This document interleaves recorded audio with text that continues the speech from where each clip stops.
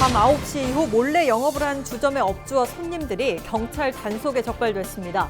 경찰이 지난 17일부터 나흘 동안 유흥업소 등 700여 곳을 대상으로 점검을 한 결과 업소 3곳이 불법 영업을 하다 단속됐습니다. 코로나19 의심 증상이 없어도 무료로 진단검사를 받을 수 있는 임시선별진료소가 21일부터 운영에 들어갔습니다. 부산시는 코로나19 확산 추이를 봐가며 16개 구군에 임시선별진료소를 한 곳씩 설치할 계획입니다. 서병수 국회의원이 내년 4월 부산시장 보궐선거에 출마하지 않겠다는 입장을 밝혔습니다. 서 의원은 21일 기자회견을 열어 다시 초심으로 돌아가겠다며 대선 승리를 위해 초석을 닫겠다고 밝혔습니다. 11월 11일부터 지난 18일까지 온라인으로 개최된 부산 콘텐츠 마켓이 38일간의 일정을 마쳤습니다. 이번 행사는 코로나19 여파로 온라인 가상 전시회 형태로 운영됐고 비즈니스 상담도 비대면으로 이뤄졌습니다. 시청자 여러분 안녕하십니까? 헬로티비 뉴스 부산입니다. 부산은 사회적 거리 두기가 2.5단계로 강화되면서 일부 업종의 영업이 중단되고 또 일부는 영업시간이 단축됐습니다.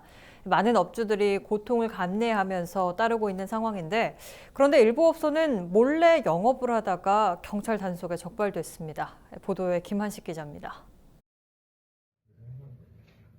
한 유흥업소의 단속반이 들이닥칩니다. 여기 쓰세요. 어디 가요? 여기 쓰세요. 자기는 어디가 얼굴 다 나왔는데.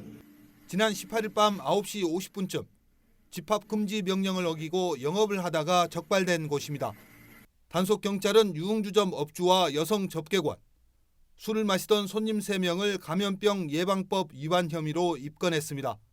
이보다 앞선 지난 17일 밤 11시 30분쯤 영업을 하다 단속반이 급습하자 업주는 아예 출입문을 잠그고 버팁니다. 자, 문 관계 개방하겠습니다. 경찰이 노래방 안으로 들어갔을 때는 손님은 이미 달아난 상태였습니다. 또 지난 19일에는 밤 9시를 넘겨 영업을 하던 PC방이 적발됐습니다. 부산은 지난 15일부터 사회적 거리두기 2.5단계가 적용되면서 유흥주점과 노래 연습장, 나이트클럽 등의 영업이 전면 중단됐습니다. 또 PC방 등은 밤 9시부터 다음날 새벽 5시까지 문을 닫아야 합니다.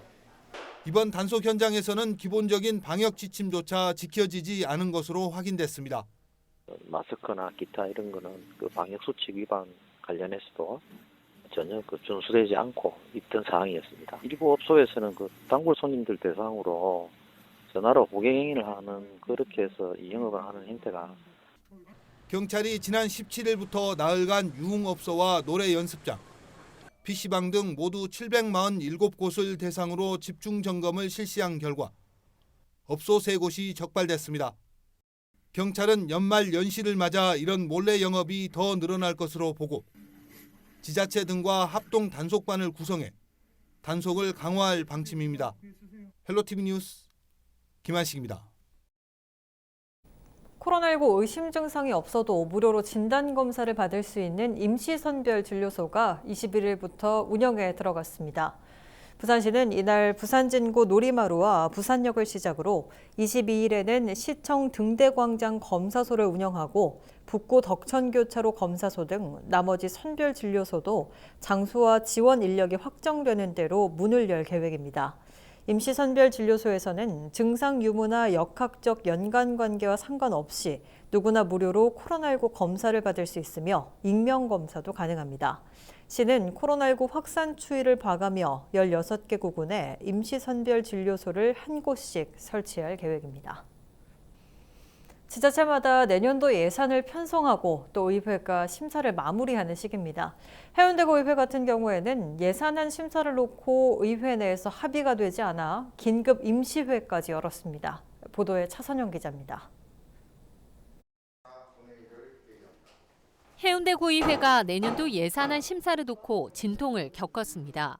당초 예정대로라면 지난주 목요일 예산안 심사가 마무리돼야 하지만 의회 내에서 합의가 되지 않아 시일을 넘긴 것입니다.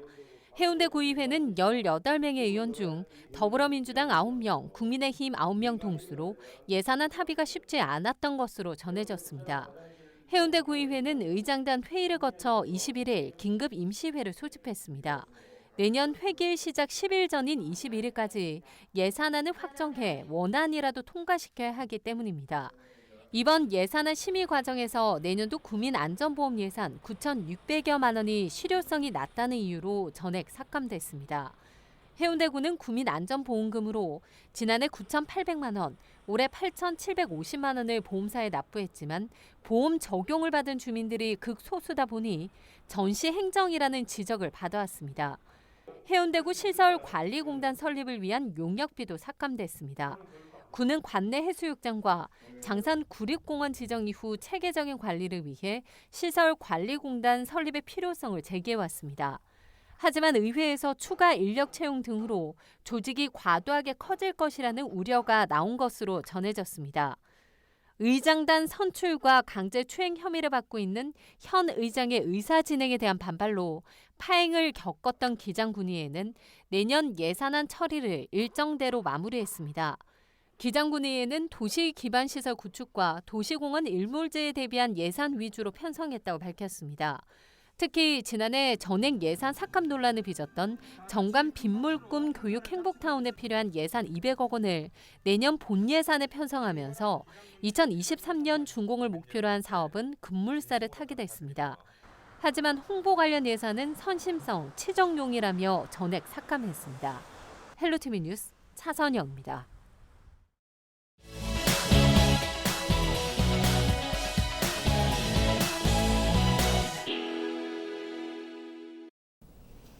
내년 4월 7일 부산시장 보궐선거를 앞두고 예비후보 그리고 출마를 공식 선언한 인사들에게서 부산 지역의 현안에 대한 견해를 들어보고 있습니다. 이번 시간은 박민식 전 국회의원과 함께합니다. 안녕하십니까? 안녕하세요. 네, 반갑습니다. 네. 오늘은 부산 지역 현안에 대한 견해를 좀 들어볼 텐데요. 네. 먼저 부산 지역에 여러 현안들이 있지만 지금 부산의 가장 큰 문제점 무엇이라고 보십니까? 문제점이 뭐 한두 가지가 아니지만 네네네. 제일 중요한 거 두 가지만 꼭 말씀을 드리고 싶습니다.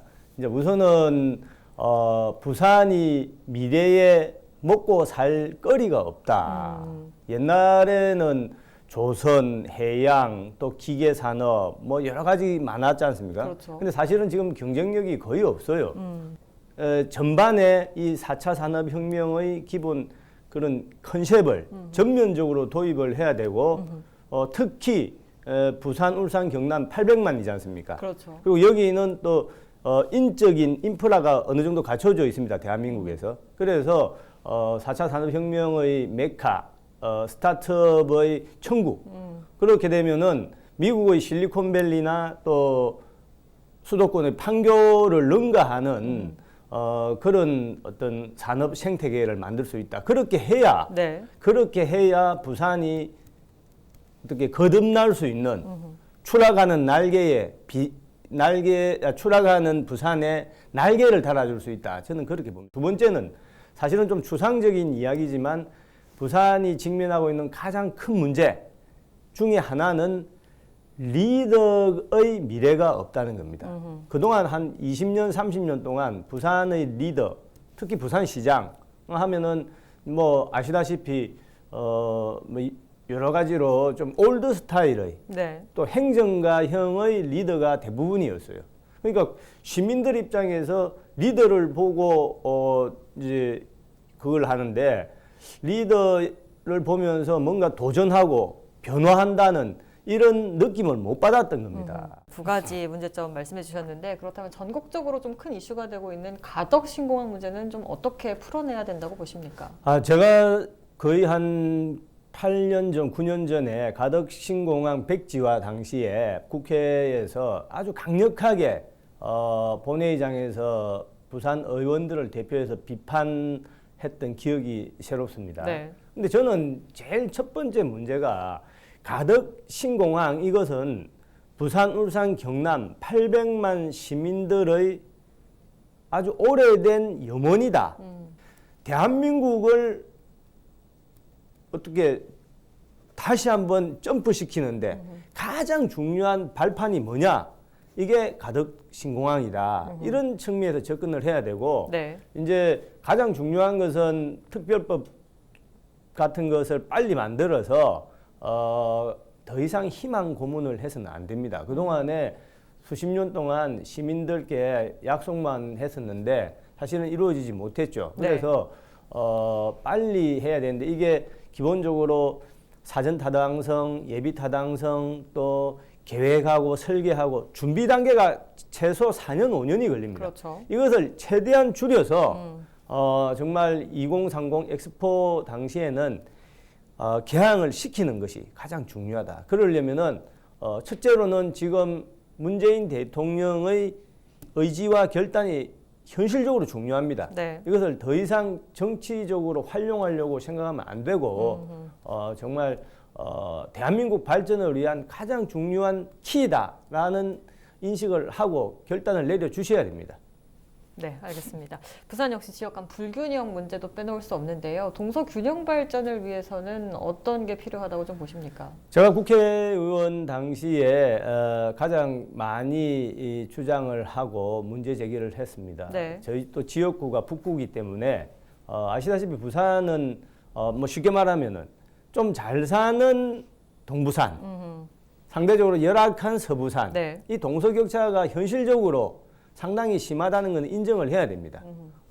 거기서 출발해야 해법이 나올 수가 있는 것이죠. 그래서 저는 갑자기 서부산을 해운대나 수영 동네 이쪽처럼 잘 살게 할 수는 없습니다. 그렇지만 우선 급한 것은 갑자기 경제적으로 확 업그레이드 시킬 수 없다라고 하면은 사람들의 마음, 정서적으로 위로를 받을 수 있는 뭐냐면은 교육 문화거든요. 네. 그래서 부산의 여러 가지 교육 또 문화 관련된 인프라를 또 그런 프로그램을 서부산에 집중적으로 배치를 해줘야 된다. 그러면은 우리나라 국민들은 특히 교육열이 높기 때문에 예를 들어서 가장 쉽게 예를 들면 서부산 쪽에 아주 획기적인 학교나 또 뭐 어린이 시설이나 이런 게 여러 개 들어가면은 우리 국민들은 그쪽으로 이사를 가게 됩니다. 네. 그것이 결국에 그 지역이 발전하는 기본 출발이 되지 않겠습니까? 그렇죠. 그래서 강조드리는 것은 장기적으로는 뭐 경제적인 것도 중요합니다만은 우선 급한 것은 교육, 문화 이런 인프라를 서부산에 집중 배치해야 동서격차를 하루빨리 극복할 수 있다고 봅니다. 네, 알겠습니다. 앞으로도 부산 시민들 또 부산의 발전을 위해서 많은 고민 부탁드립니다. 고맙습니다. 감사합니다.